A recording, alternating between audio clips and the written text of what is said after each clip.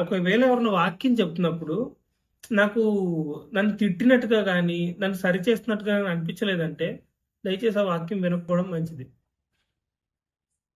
నా పాపాన్ని నాకు గుర్తు చేయకపోతే, ఆ వాక్యం వినకపోవడమే మంచిది. ఎందుకంటే నేను పర్ఫెక్ట్ కాదు. ఎవరు పర్ఫెక్ట్ కాదు. సో, దేవుడు ఒక ప్రసంగం మనకు వినిపిస్తున్నాడంటే, ఖచ్చితంగా మనలో లోపాలను అక్కడ ఎత్తి చూపిస్తాడు ఏదో ఒక విధంగా. ఏదో ఒక సందర్భం ద్వారా. మొత్తం ప్రసంగం మనకు పోవచ్చు కానీ, కొంచెమైనా ఏదో ఒక రీతిలో మనలో ఉన్న తప్పుని సరిచేయడానికి ఆ ప్రసంగాన్ని ఖచ్చితంగా వాడుకుంటారు. భోజనం ఎలాగైతే పంచిపెడతామో అలాగే ఉంటది వాక్యం. భోజనం పంచిపెట్టడానికి కాదు. అంటే ఎవరిది వాళ్ళకి పంచిపెట్టేస్తాడన్నమాట దేవుడు. అంత స్పష్టంగా ఉంటది ప్రతి వారం వాక్యం. మనం ఏ ప్రసంగం విన్నా అలాగే ఉంటది. ఏ ప్రసంగం విన్నా గాని. సో, చార్జ్ అంటే వాక్యం చెప్పాలి. అథారిటీ తీసుకొని చెప్పాలి. అథారిటీ నీది కాదు.